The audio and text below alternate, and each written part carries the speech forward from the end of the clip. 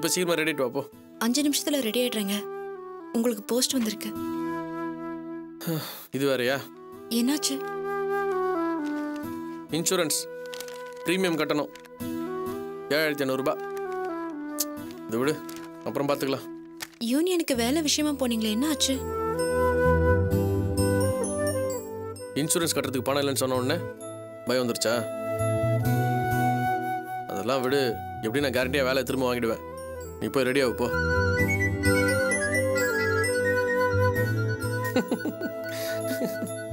என்னாச்சு? House owner phone எடுத்தா வாடகை எங்கன்னு கேட்பாரு. ஒரு கஷ்டம்னா டென்ஷன் ஆகலாம். இப்படி அடுக்கடுக்கா கஷ்டம் வந்தா சிரிக்க தவிர வேற என்ன பண்றது? விடு, நான் பார்த்துக்கிறேன். நீ போய் ரெடியா?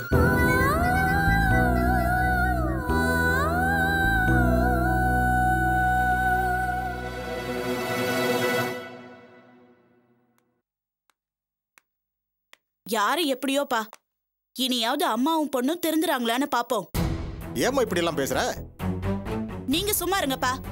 பணக்கார வீட்டு சம்பந்தம் கிடைச்சா உடனே கண்ணு மண்ணு தெரியாம ஆடுவாங்களா? சரிம்மா, அவங்க விதி இப்படி ஆயிப்போச்சு. இந்த மாதிரி சமயத்துல நாம அனுசரணையா தான் பேசணும். கோவத்தை மனசுல வச்சுக்கிட்டு கஷ்டப்படுற ஜீவன்களை குத்தி காட்டி பேசக்கூடாதுமா. அவங்கள யாருப்பா கஷ்டத்தை தேடிக்க சொன்னது? அந்த அம்மா சொன்னாங்கன்னு நீங்களும் ஒரு நல்ல இடமா பார்த்து சொன்னீங்க. அந்த வீட்டுல சம்பந்தம் வச்சிருந்தா இந்த அவமானமும் அசிங்கமும் வந்திருக்குமா?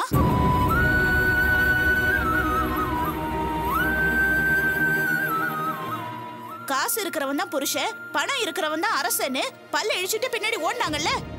இப்போ காசும் இல்ல கல்யாணமும் இல்லன்னு வந்து நிக்கிறாங்க. இது அவங்களா தேடிக்கிட்ட கேவலம்.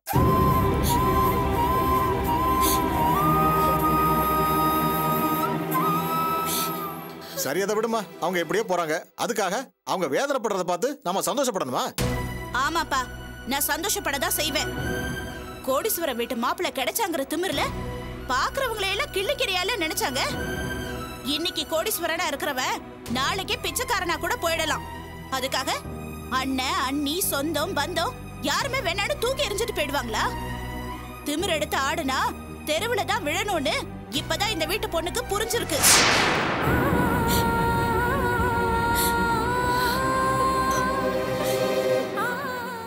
வேண்டாமா, லாவண்யா வாழ வேண்டிய பொண்ணு. அவளை பத்தி தப்பா பேசாத. யாரு அவள? அவளை பத்தி உங்களுக்கு தெரியாது. புது பவுஸ் வந்தா அவங்க அம்மாக்கு மேல அவ ஆடுவா.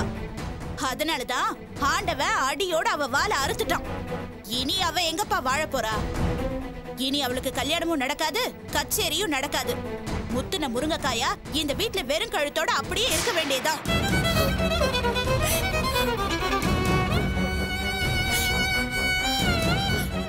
போதும்மா, நீ பேசுறத கேட்க எனக்கே சங்கடமா இருக்கு. என்ன இருந்தாலும் இது உன் குடும்பம். இந்த குடும்பத்து மான அவமானத்துல உனக்கும் பங்கு இருக்கு. ஆனா அவங்க எங்களை இந்த குடும்பத்தால மதிக்கிறதே இல்ல. விட்டா நீ பேசிட்டே இருப்ப. எனக்கு நேராச்சு, நான் வரேன். அப்பா கொஞ்சம் இருங்க, நானும் கடைக்கு போகணும். அப்படியே உங்க கூட வந்துடுறேன்.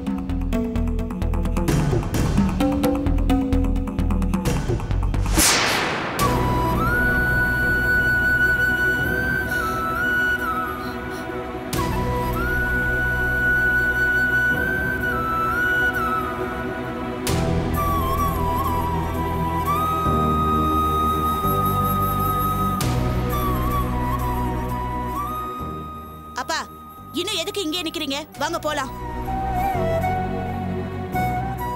அம்மாடி, நீ தைரியமா இரு. எல்லா நாளும் சோதனையா இருக்காது. நல்லது ஒரு நாள் நடந்தே தீரும்.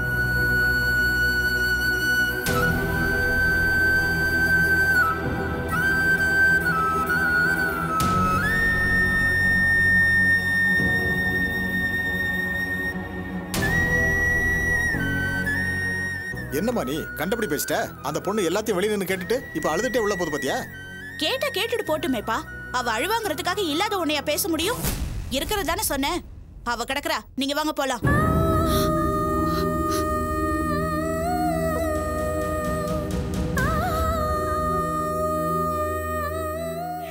உங்க பொண்ணுக்கு இந்த ஜென்மத்துல மட்டும் இல்ல, எந்த ஜென்மத்திலயும் கல்யாணம் நடக்காது.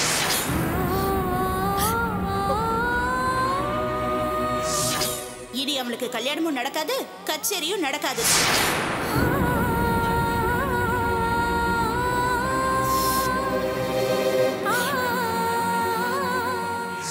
இந்த வீட்ல வெறுங்கழுத்தோட அப்படியே இருக்க வேண்டியதுதான்.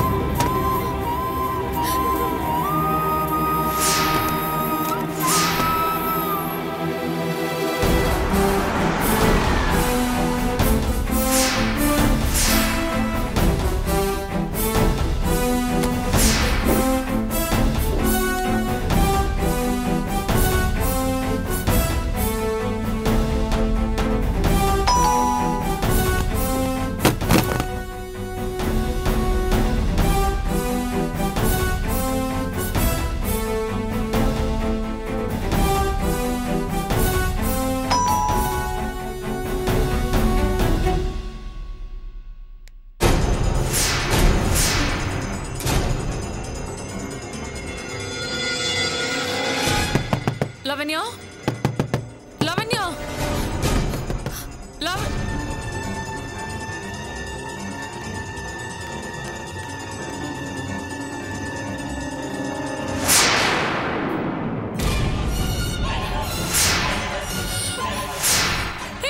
லாவண்யா, என்ன பண்றீங்க? சொல்றது கேளுங்க லாவண்யா, வந்து கதவை திறங்க வாங்க. லாவண்யா வேணாம், சொல்றது கேளுங்க, அவசரப்படாதீங்க லாவண்யா. இல்ல, என்ன தடுக்காதீங்க. நான் எதுக்காக உயிரோட இருக்கணும்? நான் சாக போறேன். ஏய், என்ன பேசுறீங்க? என்ன லாவண்யா இது? நான் சொல்றது கேளுங்க, முதல்ல கீழே இறங்கி வாங்க. இல்ல, இதுக்கு மேல அசிங்கப்பட்டு வாழறதுக்கு என்னால முடியாது. என் லைஃப்ல எல்லாமே முடிஞ்சு போச்சு, என்ன விடுங்க. லாவண்யா வேணாம் லாவண்யா, உங்களுக்கு ஒண்ணும் ஆயிடல. நான் சொல்றது கேளுங்க, வாங்க, வந்து கதவு திறங்க வாங்க. நான் யாரையும் நம்பறதுக்கு தயாரா இல்ல. இதுக்கு மேல அசிங்கப்பட்டு என்ன வந்து வாழ சொல்றீங்களா? லாவண்யா செத்து போறேன், என்ன நிம்மதியா சாகவாவது விடுங்க. ஏய் லாவண்யா, என்ன இது? லாவண்யா,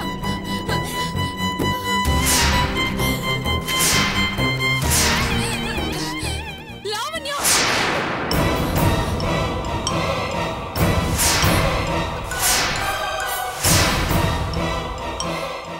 கீழே இறங்கி வாங்க, இல்ல உங்களுக்கு முன்னாடி நான் செத்துறேன்.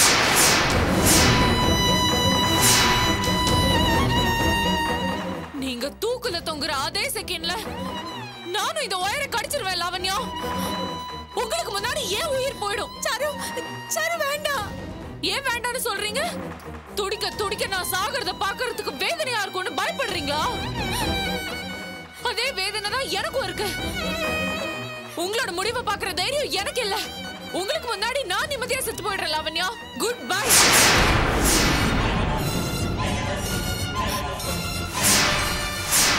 சரு, சரு வேண்டாம். சரு வேண்டாம், வேண்டாம். ஐயோ, ஏன் என்ன இப்படி டார்ச்சர் பண்றீங்க? என்ன நிம்மதியா சாக கூட விட மாட்டீங்களா?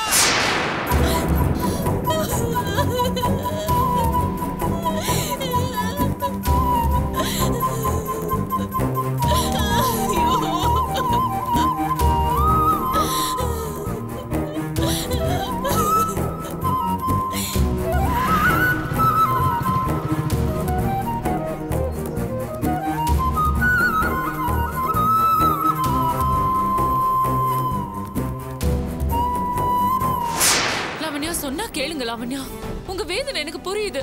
அதுக்காக இதுதான் முடிவுன்னு நினைச்சா எப்படி? இங்க பாருங்க லாவண்யா, கல்யாணம் நிக்கிறது எவ்வளவு பெரிய வேதனைன்னு எனக்கு தெரியும். அதை நானும் அனுபவிச்சிருக்கேன். உங்க அண்ணன் இன்னொரு பொண்ணு கழுத்துல தாலி கட்டுறத நான் என் கண்ணால பாத்திருக்கேன். நான் அந்த நிமிஷமே செத்துருக்கணும். ஆனா நான் சாகல. ஏன் தெரியுமா? கெட்டதுக்கு அப்புறம் நல்லது நடக்குங்கிற ஒரு நம்பிக்கை. அதனாலதான் நான் இப்ப வரைக்கும் உயிரோட இருக்கேன். சாரு, என்னாச்சு? யார்கிட்ட பேசிட்டு இருக்க நீ? ஐயோ லாவண்யா, என்ன பண்ணிட்டு இருக்க? இறங்க முதல்ல. இல்லங்க, இல்ல ஒண்ணும் இல்ல. நீங்க டென்ஷன் ஆகாதீங்க, உங்களுக்கு ஒண்ணும் இல்ல. லாவண்யா வந்து கதவு தரங்க வாங்க.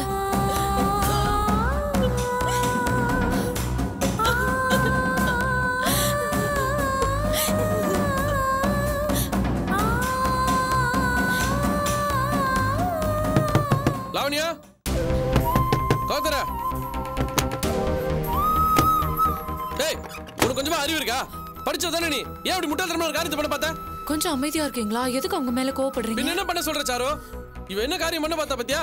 கல்யாணம் நின்னு போச்சுனா உடனே சாவணும்னு முடிவு எடுத்துடணுமா? வேற என்ன செய்ய சொல்றீங்க?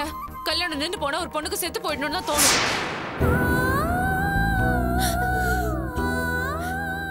ஒரு கல்யாணத்தை நிறுத்த ஆளுக்கு 1000 காரணம் இருக்கும். அவங்க பாட்டுக்கு ஈஸியா கல்யாணத்தை நிறுத்திட்டு போயிடுவாங்க. ஆனா அதனால வர வேதனையும் அவமானத்தையும் தாங்கிறது யாரு? பொண்ணுங்க தானே. அந்த கொடுமையை நான் அனுபவிச்சிருக்கேங்க. எனக்கு தெரியும் அது எவ்வளவு நரக வேதனைன்னு. ஒரு கல்யாணம் நின்னு போயிட்டா ஒரு பொண்ணோட மொத்த வாழ்க்கையும் அங்கேயே முடிஞ்சு போயிடுது. அதுக்கப்புறம் அந்த பொண்ணால வீதியில நடந்து போக முடியாது, யார்கிட்டயும் சிரிச்சு பேச முடியாது. ஒவ்வொருத்தரோட பார்வையும் அந்த பொண்ணை குத்தி கிழிக்கும். இவ்வளவு அவமானத்தையும் அசிங்கத்தையும் தாங்கிட்டு ஒரு பொண்ணு அதுக்கு மேல எப்படி வாழ முடியும்? அதனாலதான் லாவண்யா சாகிறதே நல்லதுன்னு முடிவு பண்ணிட்டாங்க. அதுக்காக இவங்க எடுத்த முடிவு சரின்னு நான் சொல்லல. ஆனா இதை தவிர பொண்ணுங்களுக்கு வேற எந்த யோசனையும் வராது. ஏன்னா பொண்ணுங்களோட வலி அப்படி.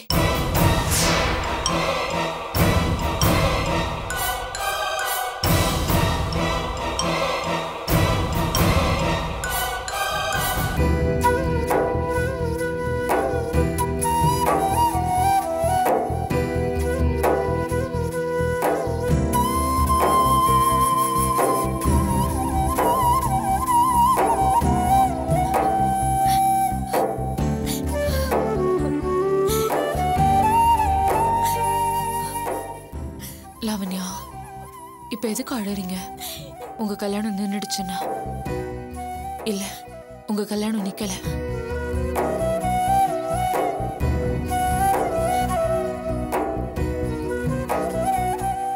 என்ன பாக்குறீங்க? நாம நினைச்சா நிதிஷ்க்கும் லாவண்யாக்கும் கல்யாணம் பண்ணி வைக்க முடியும்.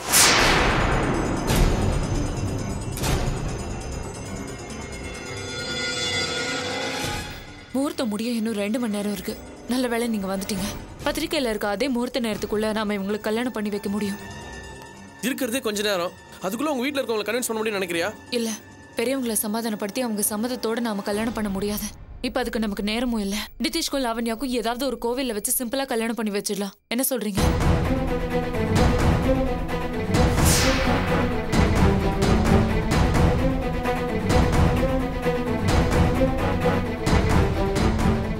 இல்லங்க, இப்ப நமக்கு இதை தவிர வேற வழியே இல்ல. இல்ல சாரு, நம்ம அவசரப்பட்டு இந்த முடிவு எடுக்க வேணாம்னு நினைக்கிறேன். ஆனா லாவண்யா அவசரப்படுறாங்களே.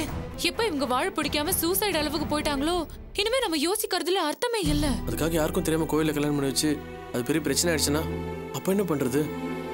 அதான் சாரு யோசிக்கிறேன். நீங்க யோசிக்கிற மாதிரி அப்படி ஒன்றும் பெரிய பிரச்சனையெல்லாம் வந்துடாது. கல்யாணம் முடிஞ்சா வீட்டுல ஏத்துக்கிட்டு தானே ஆகணும். எத்தனையோ பேருக்கு நீங்க அப்படி கல்யாணம் பண்ணி வைக்கலையா? ஏன் நீங்களே அப்படிதானே கல்யாணம் பண்ணிக்கிட்டீங்க? அதனால இப்ப என்ன கேட்டு போச்சு? யார் யாருக்கும் கல்யாணம் பண்ணி வச்ச நீங்க உங்க தங்கச்சி கல்யாணத்துக்கு ஏன் யோசிக்கிறீங்க? சரின்னு சொல்லுங்க.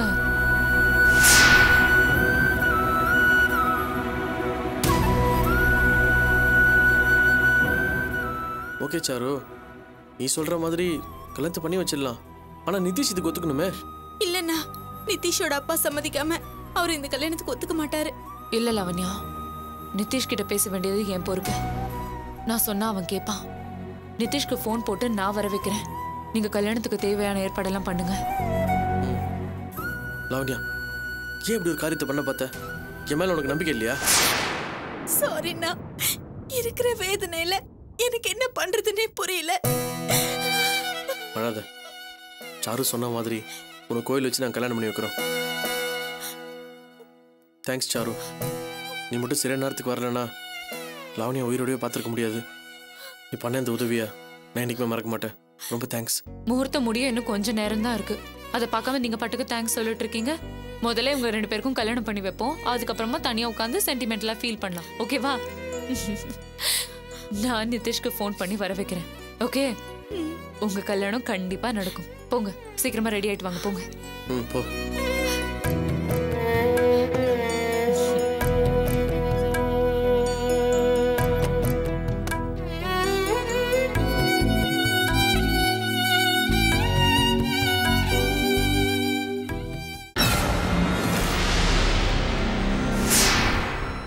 இல்ல காயத்ரி, என்னதான் உனக்கு கோபம் வந்தாலும் சாருவை நீ அப்படி பேசியிருக்க கூடாது. பின்ன என்னங்க, எப்ப பார்த்தாலும் சும்மா அந்த குடும்பத்தையே தூக்கிட்டு ஆடிட்டு இருந்தா எல்லாம் இவளுக்கு கல்யாணம்னு ஒண்ணு பேச போய் வந்த கரகம் தானே. நீ பேசுறது தப்பு காயத்ரி. அவ சின்ன பொண்ணு, அவ மனசுக்கு எது சரின்னு பட்டுதோ அதை பேசிட்டா. அதுக்காக என் முன்னாடி உங்களை கண்டபடி பேசுறேன், என்னால சும்மா இருக்க முடியுமா? ஐயோ காயத்ரி, எப்படி உனக்கு புரிய வைக்கிறதுனே தெரியல. ச்சே, சின்ன வயசுல இருந்தே அவளுக்கு இதுதான் நியாயம், இதுதான் தர்மம்னு சொல்லி தந்து வளர்த்திருக்கோம். ஒழுக்கமான பொண்ணா இருக்காளேன்னு அவளை பார்த்து நாமளே எவ்வளவு சந்தோஷப்பட்டிருக்கோம். இப்போ மனசளவுல நல்ல பொண்ணாதான் இருக்கா. அதான் நான் பண்ண தப்ப அவளால ஜீர்ணிக்க முடியல. என்ன இருந்தாலும் நான் பண்ணது தப்பு தானே. ஆமாங்க, அவள மாதிரி நியாய தர்மம் பார்த்து பேச எனக்கு தெரியாது. 1000 தப்பு பண்ணிருந்தாலும் எனக்கு என் புருஷன் தான் முக்கியம்.